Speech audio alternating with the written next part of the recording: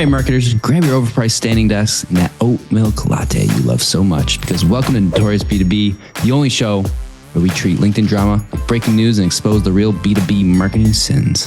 Yeah, think of us like SNL meets TMZ, but for the people who argue about whether gated content is still a thing or not. I'm Task Bober, B2B landing page nerd and lovable troll on LinkedIn. And I'm Tim Davidson, the guy making TikTok-style videos and cutting fruit on LinkedIn. Together, we're cutting out nonsense and roasting the most ridiculous trends in B2B marketing. Because if we have to suffer through another 10 things getting engaged taught me about B2B sales, we're taking you all down with us. Let's get into it.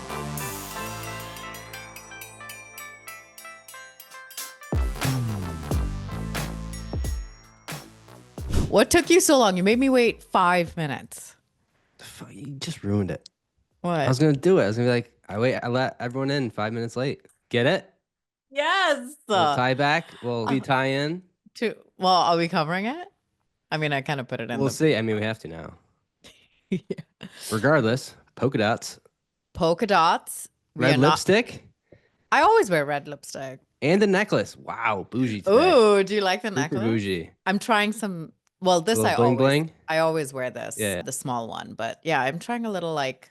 What's that, like a 2-inch gold blocks? It's a herring. It's a herringbone. I don't know. Brendan inspired me. So you ever watch? You probably don't. You ever watch like Marvel movies, like the Spider-Man cartoon? Yes. What do you mean? Probably not. Why wouldn't I watch that?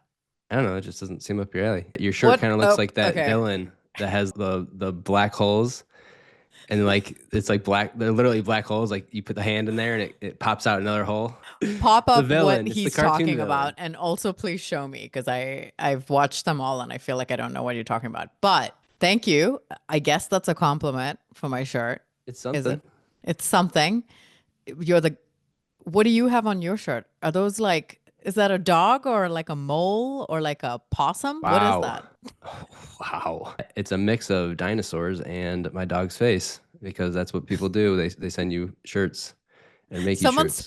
Someone sent this to you? No, I mean, this one my wife made because she thought it was funny. Oh my gosh. So she is in on this with you? Yeah. I mean, she knows my closet. Like, you should see my closet. It's like a freaking color bomb. Okay. Docket. We have, I know I don't say this much, so you know it's true. We have a docket today. It's a docket. You know what's funny? Every week, I'm like, what are we going to talk about this week? There's not that much going on. And then suddenly it's like docket. So much. Once you start writing, it's just like, oh, shoot, this. Well, I just go back through our chat history because I just send you stuff during the week. And I'm like, do I want to cover this? Do I not? So my DMs to you are just basically my LinkedIn saved posts, because it's much easier to navigate than my actual saved posts. But today I did want to start with a Notorious B2B monthly reporting meeting. Oh, okay. All right. Yeah, that's fair. That's what I'm CFO. calling it. That's what I'm CFO's calling asking. it. Yeah, we're not doing urgent all hands today. Today is just like, not the QBR, the MBR. Wait, quarterly. What did I just say? MBR. Anyway, monthly report. Okay. I remember when I first reported on our metrics and we were so cute. We had like 23 views, all from our 9 friends. Thank you, by the way, for everyone who showed up. And then since promoting it, which Tim has promoted it maybe twice, and I've promoted it like 15 times, right? I'm at 3, by the way. Oh, you're at 3.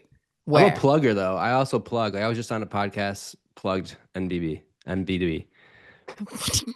Are you plugging the right show?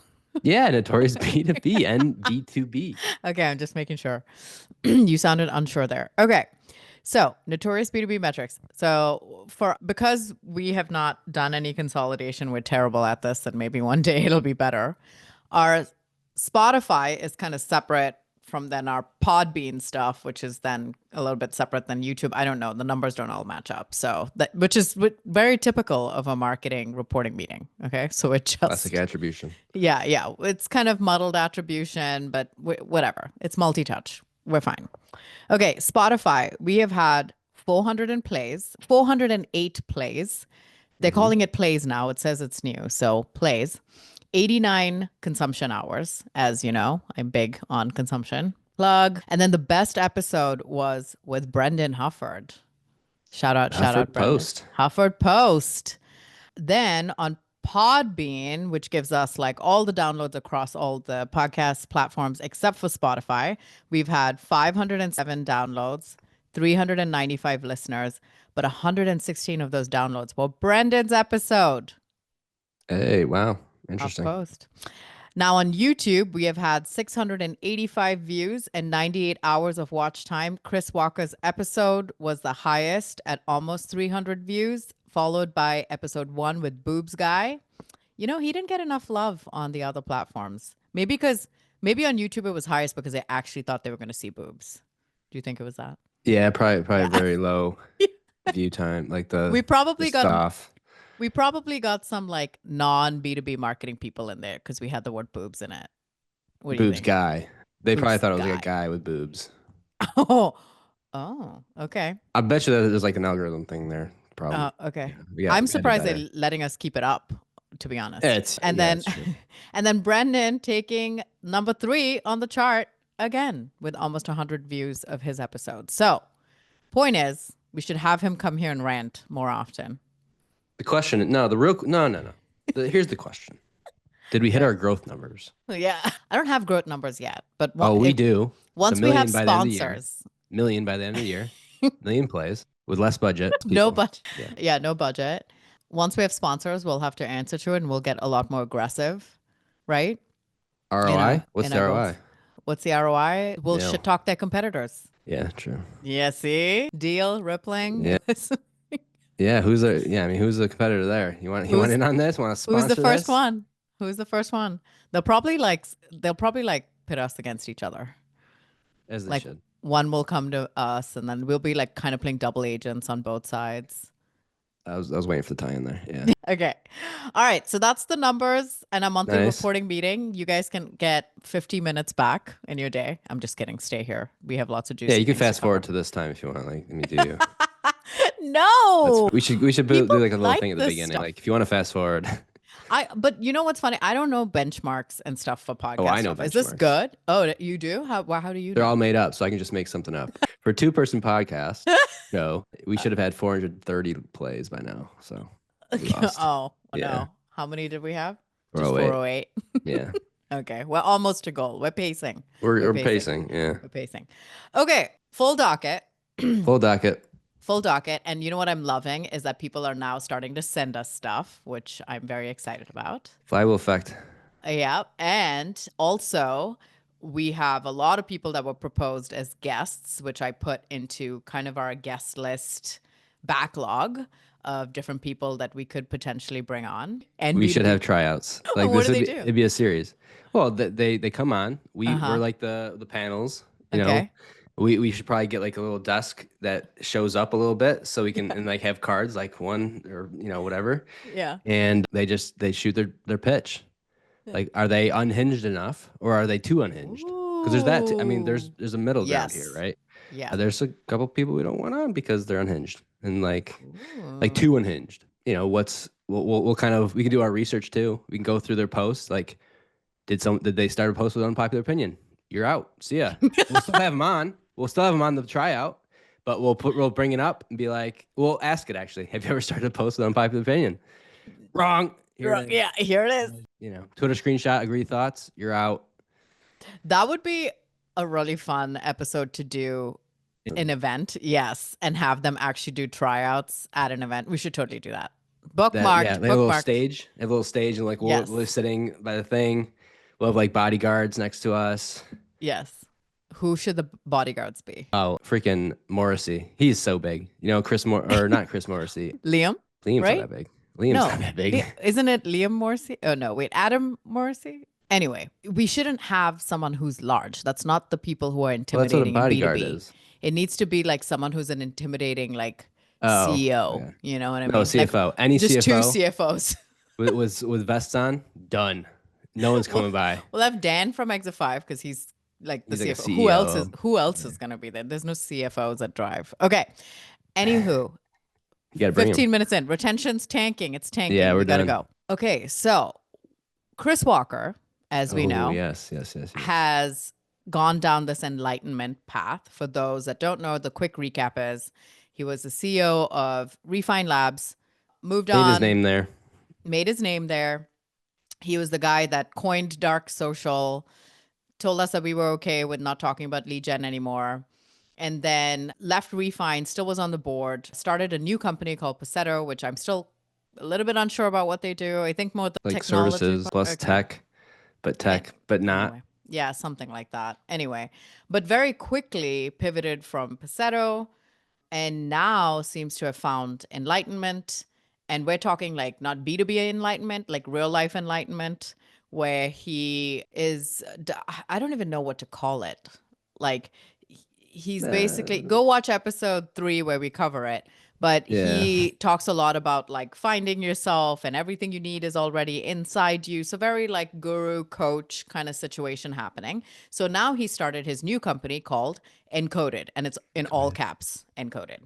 So I want We're to 3 pull months up in, I think, right? with, Like that was yeah, started like but 3 months LinkedIn ago. always adds an extra month when you start something. It just gives you a buffer of an extra month. Have you noticed that?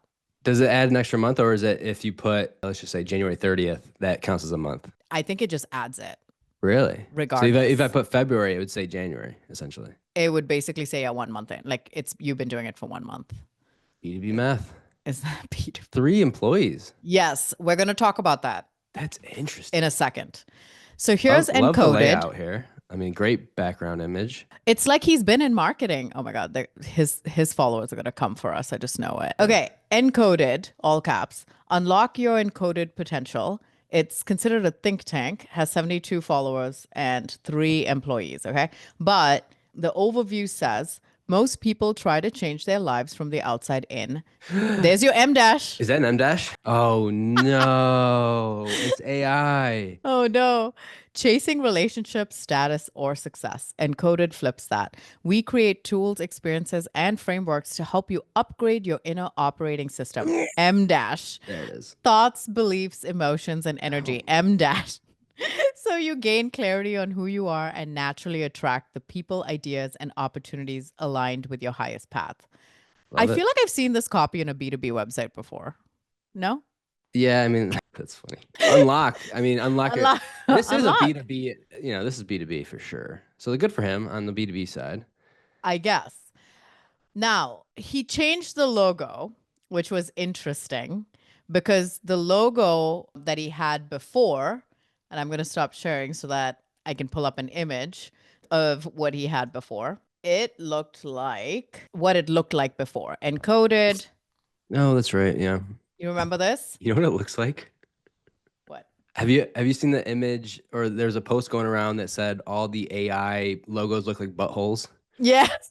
Yes. I have actually said, yeah, what is up with that? We should That's what do it kind of like ties with that though. we should do It kind deep of has an dive on AI that. look to it. Yeah, yeah. I mean, it's written by AI, so come on. Okay, Encoded, and that was the logo. Okay, and then someone sent me this company way. Pelion, who also has the same exact logo with a different background, which was so hilarious to me that it was the same. But here's the additional kicker. If you look at Encoded, one of their employees is actually a graphic designer. But like I see what you're doing here. a freelance graphic designer nonetheless. But you know what I mean? Yeah. Yeah. So Bronco, I see where you got your inspiration from. But also it's like, Bronco. when I was trying to come up with logo ideas, I'm like, there's like a billion of the same logo stuff. So it's not hard to like copy. But I thought it was just funny that these two looked identical. So that's where we are right now. We haven't heard anything else. He hasn't posted or anything in a minute, right? No. More so on Instagram than here. Maybe that's where he's pivoting to where his audience is. It's probably where the audience is, I'd assume. Like that's more the audience, possibly. But his logo's changed, so we're already learning Hey, and love pivoting. it. Yeah, I mean, shoot. Look, I'm excited for him. I mean, here's the thing, like he can do whatever he wants because at the end of the day, if he fails, he can go to any of those like Rogaine, men's balding experimental places and be like, I'm the perfect spokesman. Do an AI image me before, AI image after, or no AI image. Have you seen his hair? Yes, I understand. Beautiful. He's like 35, probably 37. Beautiful hair. Greatest hairline I've ever seen. He can go to any of those places and just make a ton of money. I'll be your spokesperson. Using fake images Oh, before and I after. mean, have you ever seen these 100%. before and after images of any health place? Yeah, that's what they did. True. True. But you'd like to believe that they are, Yeah. Well, that yeah. was, that's when you didn't, when you're not in marketing, you believe it. Okay. So that's the latest on Chris Walker, but Good for him. he got a follow on Encoded from me today, So clearly whatever he's doing is working. I'm just going to say that. I mean, shoot. I mean, yeah. I mean, he's not a sponsor, but if you want a sponsor here, And we don't do free plugs. Okay. just did, unfortunately. Now, moving on, someone posted an email from a LinkedIn rep on data scraping tools. Now, people are calling this a leaked email, and the post that called it a leaked email actually did better than the person who originally posted it, which is funny. So the original person's like, guys, it is not a leaked email. It was just a LinkedIn rep who messaged someone, and it's just like that's their stance on it. It's not a leaked internal email. But someone's better at marketing than others, though. Some are better at marketing than others. It's true. You got to ruffle a little feathers. Few feathers? A couple of feathers. A couple two tree. Stop it. Okay, here's the post by Aviv Joseph Glazer. Baller name, by the way. Glazer. Yeah. There's an email going around from someone at LinkedIn, and it confirms what many in the B2B data space have been expecting. A major crackdown is coming. LinkedIn is tightening the screws on platforms that scrape their data. We already saw what happened to Apollo. For sales and marketing teams who rely on that data, this is going to force a big shift, because when your go-to-market motion depends on a single data source and that source gets throttled, you're left scrambling. The truth is, too many data vendors are built on borrowed ground, and this might be the moment that accelerates their collapse. Dramatic. What's next? Teams are going to need smarter, more durable ways to discover companies, relying on blah, blah, blah. The future is in crawling the open web, which I feel like most do anyway, analyzing digital footprints, tapping, okay, whatever. Not great advice, but I want to read the actual email. So let's look at that. It's very. First off, why not get it like a better screenshot? This, not you, but the person. I know. This is so granular, grainy, and grainy. Okay. Hi, Jason. Update. I wanted to share a quick update on some recent developments in the data industry that might impact how companies evaluate data partners moving forward. LinkedIn has officially announced that it will block data scrapers from accessing its platform, especially data providers like Apollo and Seamless. Now, Everboot and LGM have also been kicked off. And suddenly, everyone's realizing most outbound tools rely on LinkedIn. This change will also significantly affect many vendors who claim to provide holistic internet data, as their models often depend on scraped information from LinkedIn. I thought it was worth flagging as you think through any future investments in this space. While other technologies may come with bells and whistles, LinkedIn's advantage has always been the accuracy and exclusivity of its data, something others simply don't have access to. That's a big part of why we've remained relevant for the past 15 years. The foundation of our product is in the data, and everything else in our roadmap is designed to drive efficiency for sales teams. With Microsoft's ongoing investment in AI, we're focused on building even more differentiated value going forward and being long-term strategic partners to our customers. Yeah. So obviously this is, their internal talk track that they're now, telling potential customers and things like that. The new information here is the Everboot and LGM also getting kicked out, which probably is that. Have you heard of those? Neither of them. But we were also don't care, but it's also like it deserves a mention because, obviously Apollo and Seamless have gotten all the attention so far, but I feel like there's more, and they're probably doing like a nice sweep across all of these providers. I just feel like there's got to be bigger companies doing similar stuff that if they crack those down, it would really send more waves than just like two companies no one's ever heard of. Yeah, of course. I mean, so they like, if all of them were small companies and they're like, just throw a big one in there just so we can get the ball rolling. No, but like actually, I see what you're saying, but I'm saying more companies that are actually doing it like wrong. Like, is there companies that are bigger that are doing similar stuff? I don't want to name any that I have ideas of. I don't know if that's true or not, so that's why I'm not going to name them. But if you really want to make a splash, call out some of the bigger names. Like what happened with Apollo and Seamless. That's like when you start to see a bunch of buzz. You call the bigger names out? Yeah. Yeah. Yeah. Totally. Or you or not even calling them out, but more you take away their access, or you block them. Yeah. I mean, you have to be strategic, kind of like these two guys and talking about the same topic, right? Because you have Aviv's post that I just read, And he just said, hey, this is an email going around from someone at LinkedIn, right? Okay, 38 reactions, whatever, one repost. The guy who called it a leaked email from a LinkedIn rep, right? It's just That's marketing. hashtag It's marketing. 436, 62 comments, 12 reposts. And this Aviv guy's like, hi, yeah, I made that post earlier today. Just FYI, not a leaked email, just a regular email. So, but that's marketing for you. You know, you gotta To be fair, ruffle his some name's not feathers. Jason, so it's not his email. Yeah, it's neither of them are Jason. That's Who's the thing. Jason? It's like, yeah, who's Jason? I know. I was wondering that. I mean, honestly, you and I could fabricate an email like this and be like, look at this leaked email from Oh, yeah. I LinkedIn. mean, You know, I'm actually I'm I mean, do we wondering if know it's it? real. Yeah, is it? Like, No, think about how of easy course that we is don't. outside of AI. You could just do that with AI now easily. Yeah.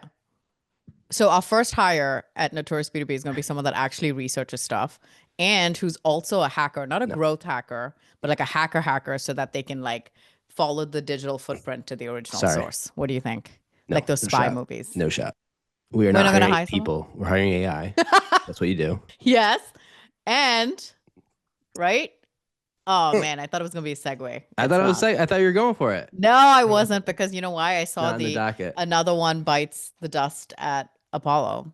Oh, who? Yes. So Oh, yeah. That's the yes, better plug. that is the better plug. So Better transition. now That's we fine. talked about the data providers.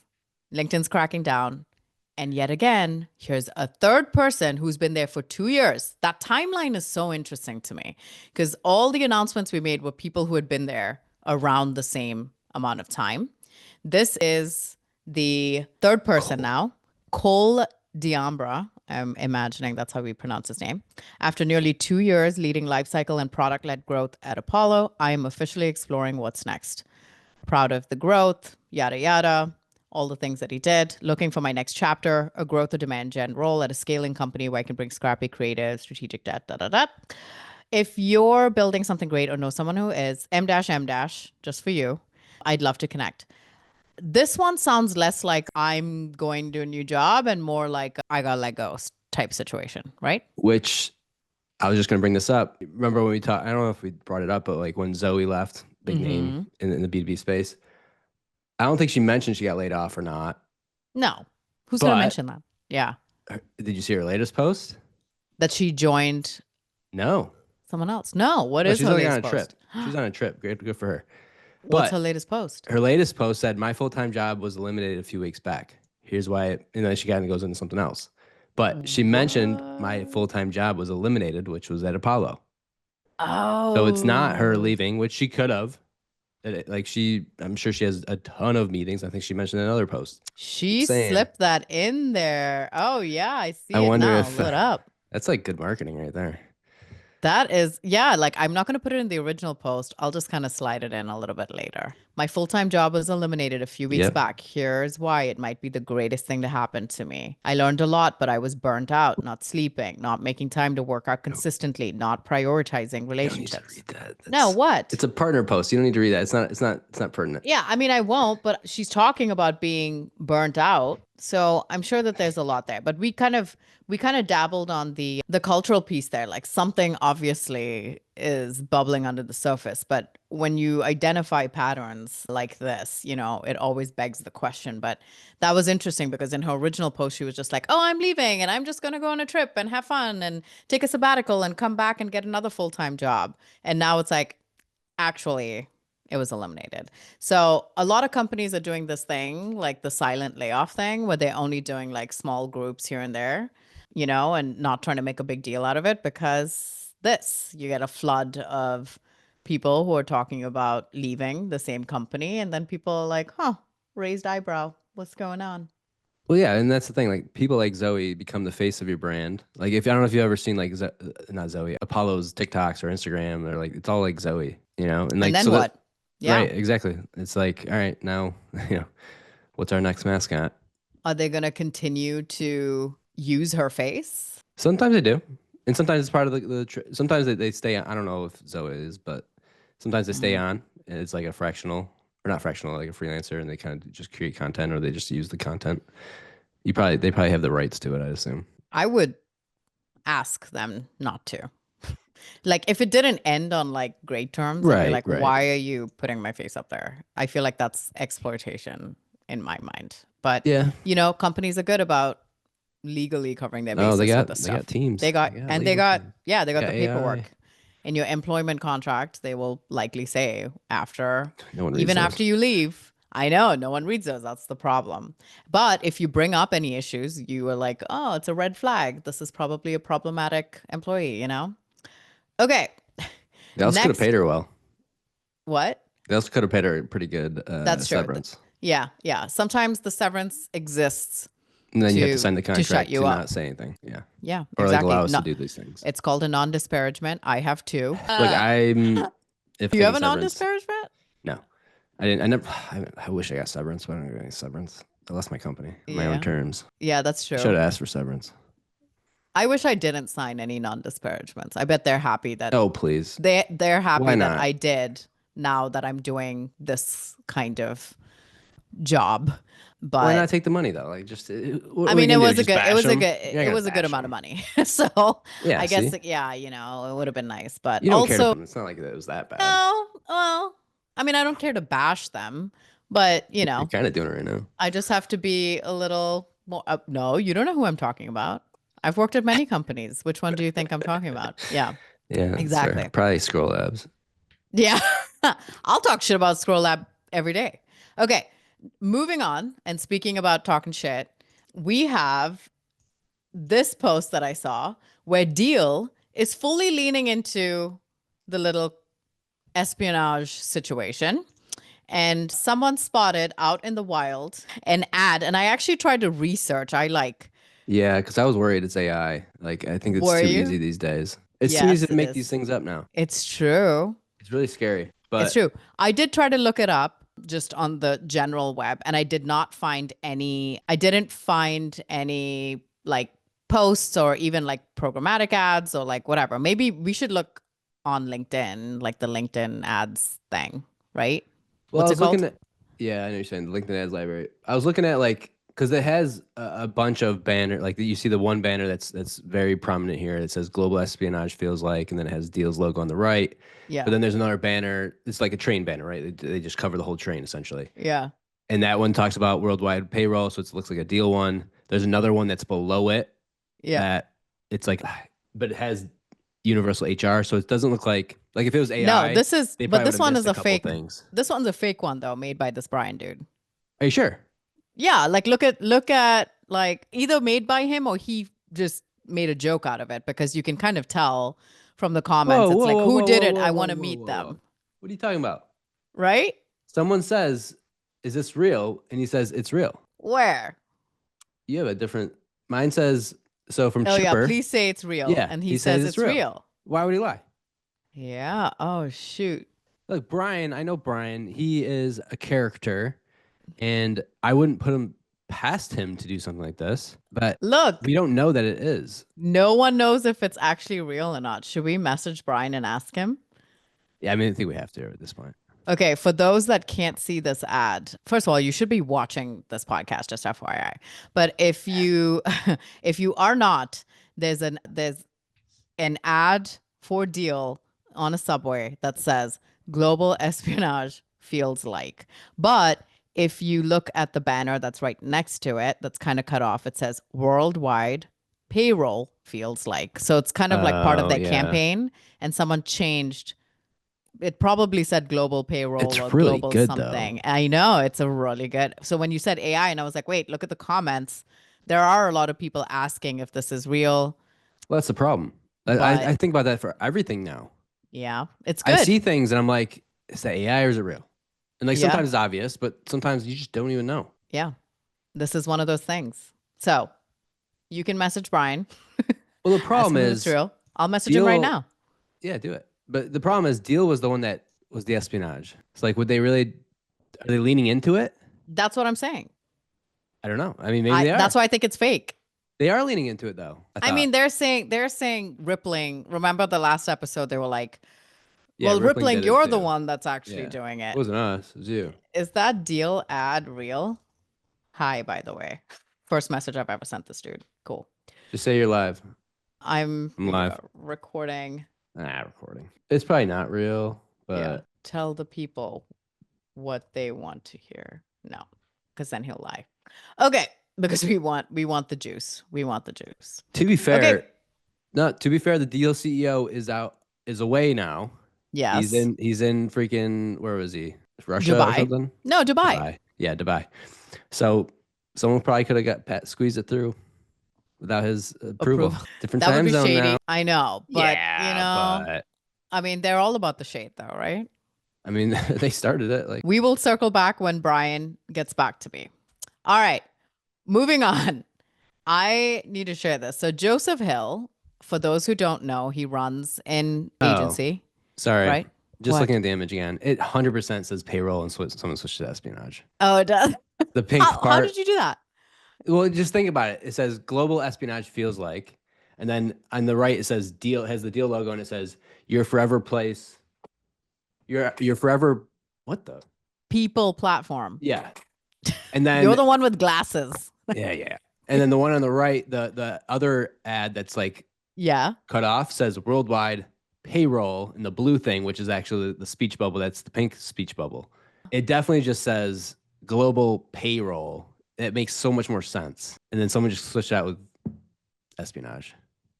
Okay, let's zoom in here. I just zoomed in to the actual image. Is that what you did?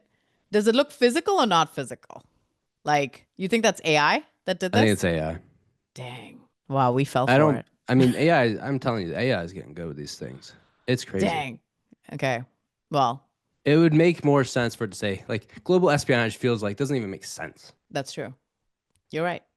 But good for Brian. I mean, that's a good point. If he did it too, like, what's the prompt? That's what I want to know is what's the prompt here? Because that was perfect. Maybe it's not AI. Maybe someone like physically taped that over. There's that too. Well, I don't know about taped over, but like just Photoshop. You could just Photoshop. Yeah, you could just Photoshop. Remember, have you seen AI was not always around. There's Photoshop. Yeah, Reddit has like that R Photoshop subreddit. Yeah, and you can have people do it. They are super good. So yes, you could totally do it. Okay, I'm gonna call out my good friend, our good friend, Joseph Hill. Joseph Hill, for those who don't know, runs an ad agency called Revenue, right? Just one. It's Renew, I think. It's not Renew. What do you mean? It is not. Isn't it? No, it is not. I'm pulling them up right now. Okay, we're gonna pull them up. It's not like Revenue. It's a different. It's spelling. Revenue. Oh my god. Oh, it's Revenue. Why do you? Yeah, Revenue. Oh, it is Revenue. Yeah. Without an E. Why do you do this to me in names? You just like mess me up. Yeah, it's part of the game. It's just part names. of the game. It's part of our banter. Yeah, part of our banter. It's our bit. Okay. Sometimes I'm right. Founder, Revenue, running Google LinkedIn ads. And we have talked about before, he does these like ad library comment gating thing, which we obviously have talked about way too much on this podcast. A little much. Because we hate it. But what? You don't hate it. So it's funny because after the last episode with Brendan, where we were like going in on it, talking about all of this stuff, Joseph sends me a message and says, "You're probably not going to do it because you hate this tactic, but I'm trying to help my partner go viral as his LinkedIn following is pretty weak at the moment. Haha. Could you drop send on this post? I'll do the same if you ever need it." And I responded, "How could you even ask me this? After all the shit I've been talking about this, is it a trap?" He's like, "Ha ha ha." In quotes, "I love Joe. He's awesome." In quotes, "I actually use this library." This is true. I did say that the first episode. And he goes, "You know you want it, Tass. You know you do. Ha ha ha." And I was like, "I've used your ad library, but never commented for it. I don't think so anyway." How'd you get it then? And he just sent it to me. He's like, "I thought you'd like this." So I have that message history too, where he's like, "Hey, I thought you'd like this. Here you go." I've commented on it, I think very early on, like one time when I first saw it, maybe. A sucker. I know. And then he said, "Haha, no worries." Then I was like, "Can I please put this on blast on Notorious B2B?" He's like, "Yeah, sure. What did they say? Any PR is good PR. But please actually show the library and it's a good content and show the diagrams and all the hard work. Then you can roast me good." And I was like, "You know what? You're a hustler and I respect it." A Stripe link? So anyway, yeah. So I was like, "You are not doing cold outbound right now." It's warm outbound right now, trying to get me to comment on this. Know your audience. Joseph, I love you. Know your audience. Like, it's evolving. It's evolving. People are. You mean becoming worse by doing outbound to get people to comment now? Well, think about it. Everyone's doing it now, right? Tons of people. Very annoying. And it used to just be, all right, like, comment, and I'll send it to you. But now it's evolving to you have the double dip where people are gating the content outside of the DM. Yes. You have people now creating carousels that they don't put it in their post. They don't say comment in the post, but once you read the carousel, I'll send it to you. If you put it like comment, and I'll send it to you. And then you have people just doing the DMs. Now it's like, that's the expansion, right? Like, how do I get more people to comment it by doing a little bit of outreach? It's all right. Dang. It's evolving.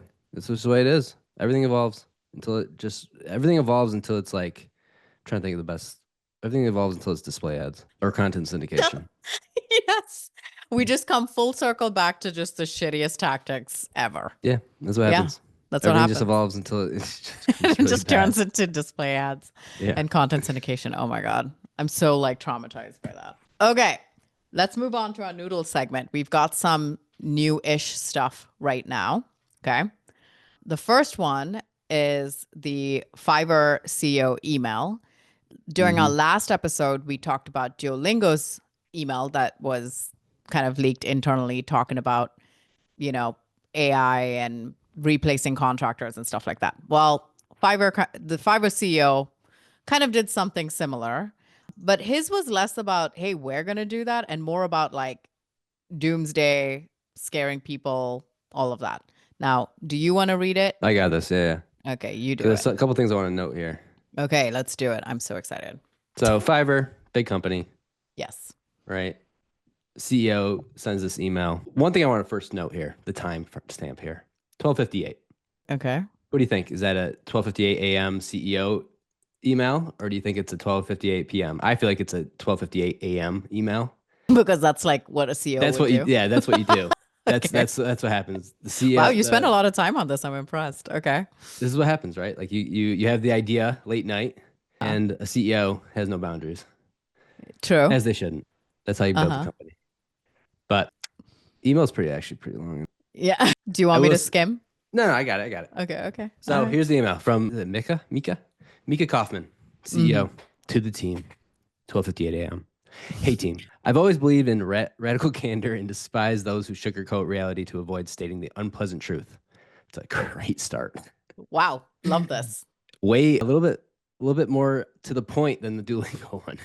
Yes, absolutely. The very basis for radical candor is care. You care enough about your friends and colleagues to tell them the truth because you want them to be able to understand it, grow, and succeed. Wow, quite the intro. So here's the unpleasant truth. AI is coming for your jobs. Heck. Oh, good for him. Heck, it's coming for my job too. This is a wake-up call. It does not matter if you're a programmer, designer, product manager, data scientist, lawyer, customer support rep, salesperson, or finance person. AI is coming for you. Is that a No, that's a regular dash. Wow, regular dash. What the? It's coming for his job, but this is one of the last times he'd be able to do his job directly, It's 100% not coming for his job, by the way. Okay. You must understand that what was once considered easy tasks will no longer exist. What was considered hard tasks will be the new easy, and what was considered impossible tasks will become the new hard. If you do not become an exceptional talent at what you do, a master, you will face the need for a career change in a matter of months. I'm not trying to scare you. I am not talking about your job at Fiverr. I just made a face if you can't see that. I am not talking about your ability to stay in your profession in the industry. Are we all doomed? Question mark. Not all of us, but those who will not wake up and understand the new reality fast are unfortunately doomed. What can we do? This is a little long, so. Yeah, that's it. Yeah, skip. Drink a glass of water. What? Okay. What can we do? All right. So number one, study, research, and master the latest AI solutions in your field. Try them. The ability to generate more outcomes per unit of time with better quality per delivery. Programmer's code, cursor, customer support tickets, intercom, blah, blah, blah. Number two, find the most knowledgeable people on your team who can help you become more familiar with the latest and greatest in AI. Number three, time is the most valuable asset we have. M-dash. Do people really type out M-dash? Some people do, yes. Wow, interesting.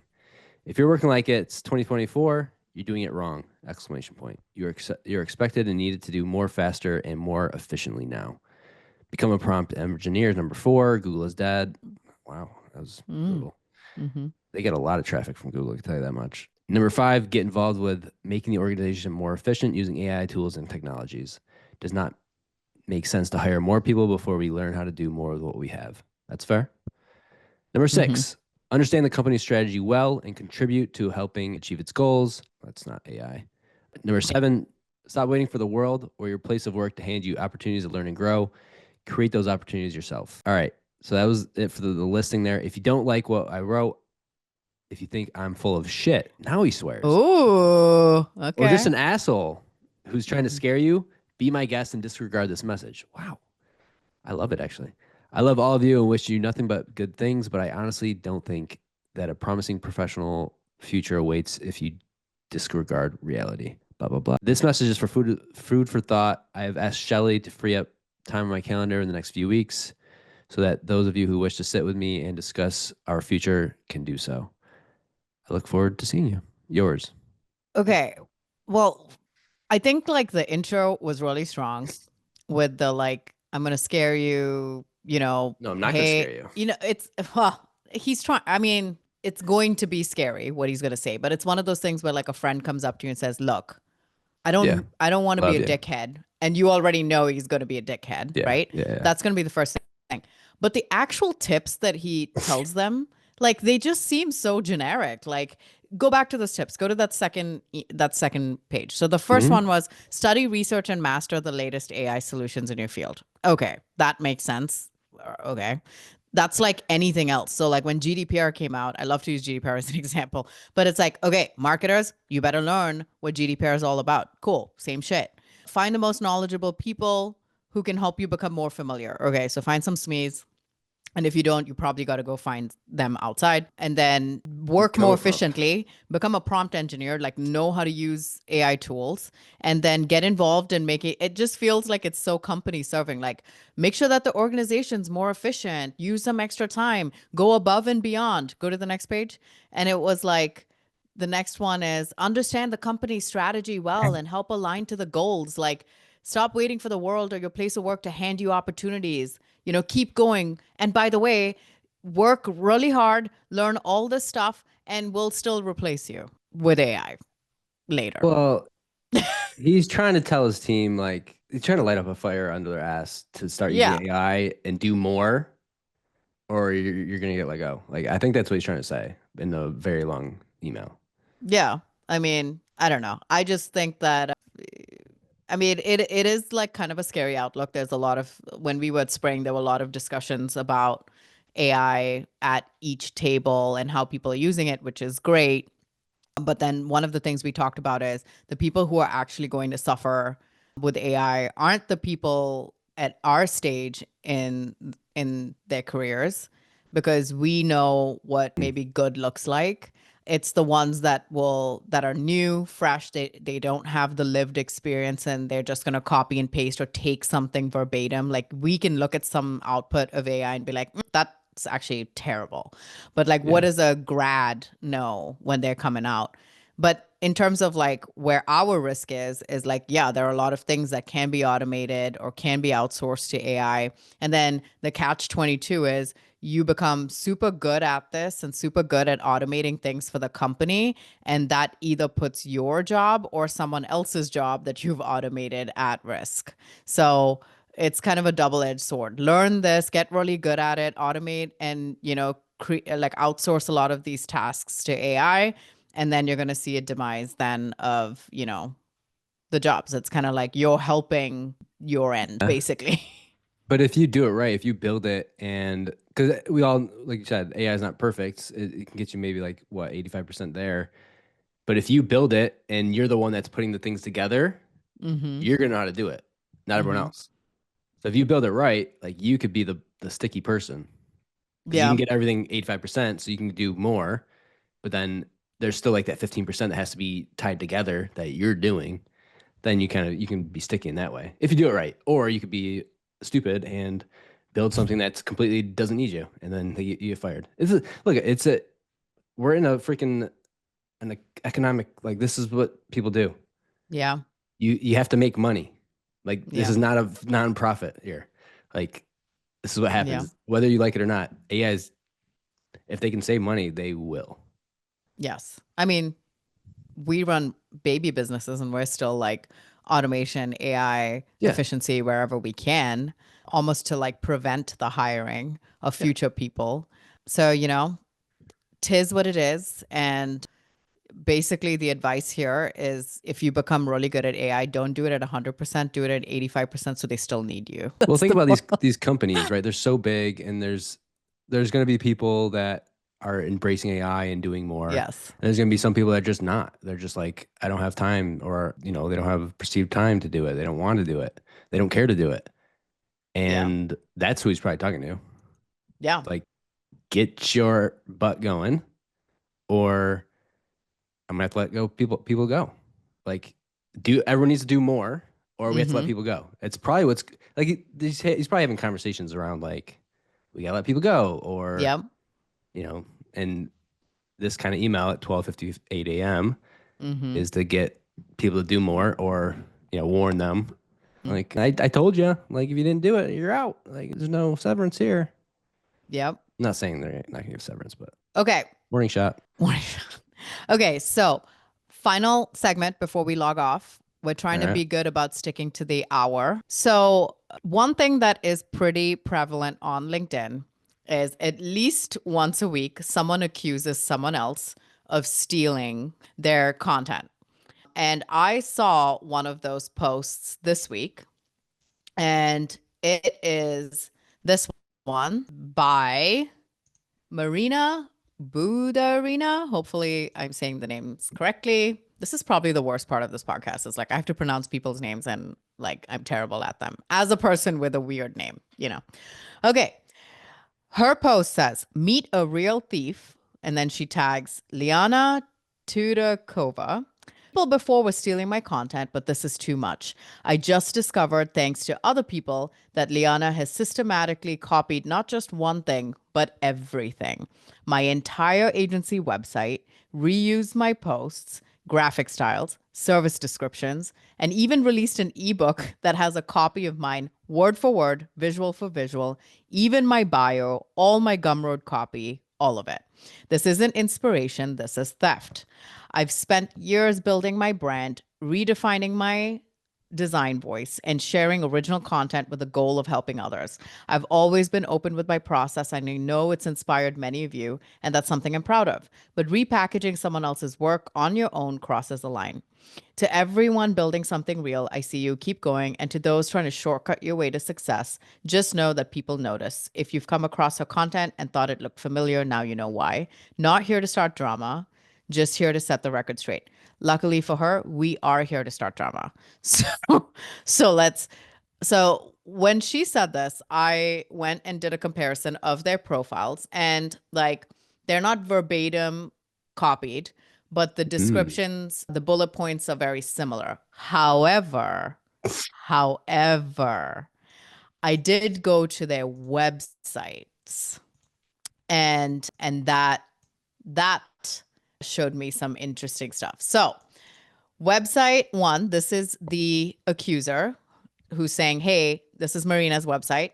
World-class design for SaaS and tech companies, right? Looks somewhat like this. Cool. Awesome. Luna UIJ. World-class design for SaaS and tech. Yeah. Success stories. Okay, cool. Let's see. They have some differences right now. How we helped our clients, not partners. How we helped our partners. Oh, nice. How we helped our partners. With the go back, was that the cross out too? No cross out. I don't think that would have been hilarious if there was a cross out. So yeah, more than just clients building partnerships that last. Fortunate to not just work together, but build connections that last a lifetime. They literally, I bet you it's an AI plug and play. Let's see what the pricing looks like. Oh, no pricing. Okay. Both have no pricing? No, yours has pricing. Oh, winner chicken dinner. But I will say that Marina has a much more engaged and larger following. This person is just kind of like low key, like hitching a ride on the rocket ship. But it was just so interesting to me. Why does it say open for work? I don't know. Maybe it's a CTA they're trying. That's a CT like that. Are you It trying to doesn't find go a job? It does not go anywhere, in case Are you anyone trying was to find a wondering. job or like what? That's why I'm confused. I can annotate on this. Is that Zoom? What's happening? That's probably Zoom. Okay. I mean, Anyway, that'd be cool. yeah. So yeah, that, and here's the CTA. Okay. Now I have this annotation. Yeah, that's a Zoom thing.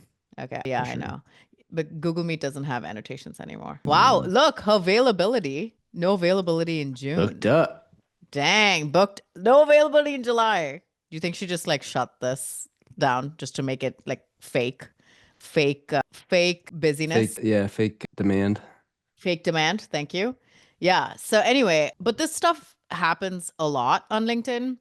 And it's the dark side of like the people who are like, just share all of your expertise. Like I've had it happen to me where I've had someone just take a post of mine, just rearrange it slightly and then post it and then talk about like my POV with like consumption, whatever, and then try to claim that it's theirs. And then people will come to bat and try to say stuff. So that's probably what also happened here, where someone alerted her to this happening. But this happens frequently.